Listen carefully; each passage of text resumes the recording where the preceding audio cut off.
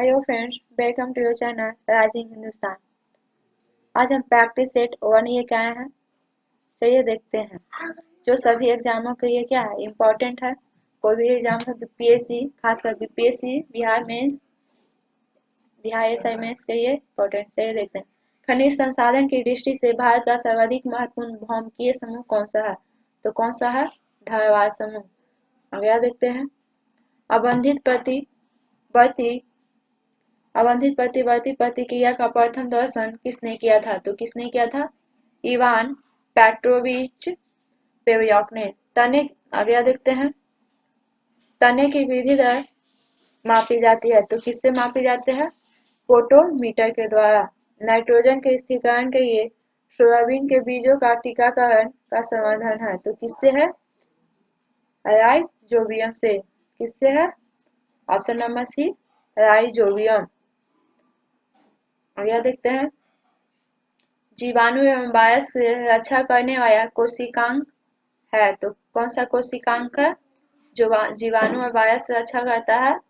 तो लाइसोसोम। अगला देखते हैं। यदि समान अनुप्रस्थ के क्षेत्रफल वाले दो तारों की लंबाई का प्रतिरोध 1:2 हो, तो पहले तार का प्रतिरोध 5 ओम तो दूसरे तार का प्रतिरोध 20 ओम होगा।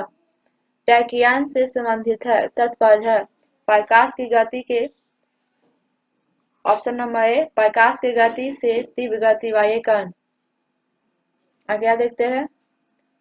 जब किसी वस्तु का अपतल दर्पण को वक्ता केंद्र पर रखा जाता है, तो वस्तु का प्रतिबिंब कहाँ बनता है? तो वक्ता केंद्र पे ही बनता है।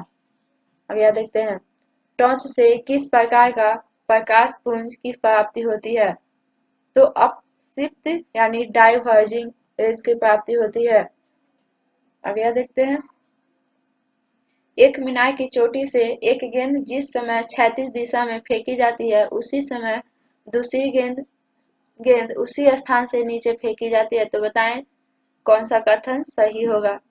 तो देखते हैं ऑप्शन और ऑप्शन। नीचे फेंकी जाने वाली गेंद पृथ्वी पर पहले पहुंचेगी? नहीं। क्षैतिज दिशा में फेंकी जाने वाली गेंद पृथ्वी पर पहले पहुंचेगी? ये भी नहीं। तो कौन सा होगा? दोनों एक ही साथ पृथ्वी पर पहुंचेगी। एक कथन क्या है? सही है।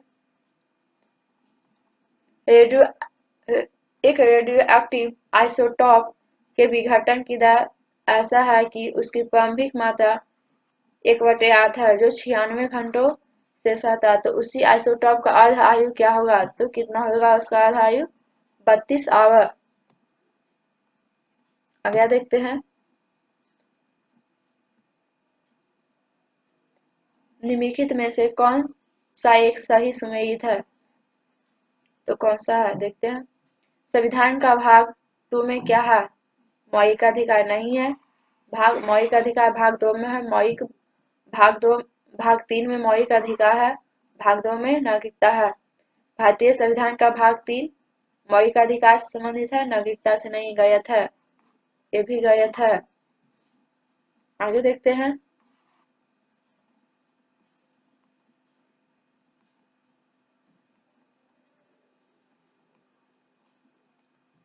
संविधान का चौथा भाग ए किससे संबंधित है? तो ये सही है, मौलिक कर्तव्य से। तो ऑप्शन नंबर सी सही है।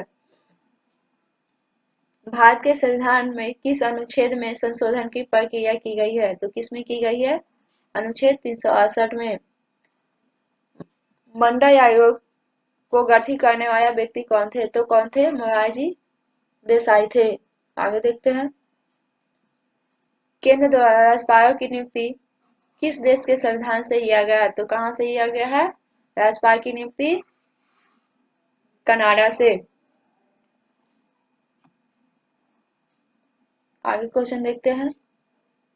वह राज्य जो अनुच्छेद 170 के उन प्रावधानों का अपवाद है जो विधानसभा में गठन के कम से कम 60 सदस्य होना चाहिए, तो कौन सा अपवाद है?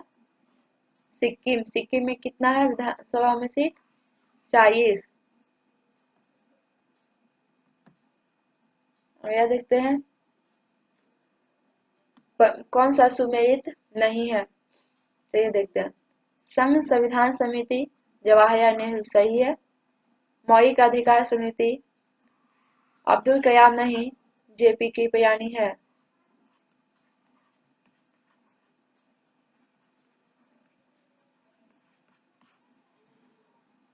राष्ट्र धवल डॉक्टर राजेंद्र प्रसाद। प्रांतीय संविधान सभा वल्लभ भाई पटेल। तो कौन सा संबंधित नहीं है? मौलिक अधिकार समिति कौन है? जेपी कृपयानी। बाह्य आक्रमण के और आंतरिक आक्रमण अशांति के समय कौन सा अनुच्छेद का प्रयोग किया जाता है? तो अनुच्छेद 355। राष्ट्रीय आपातकाल 352। राष्ट्रपति 356। वित्तीय आपातकाल 360।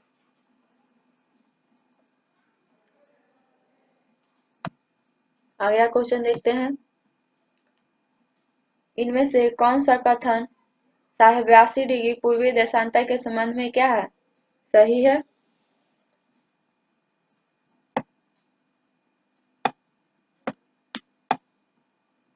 तो कौन सा कथन सही संबंध में देखते हैं।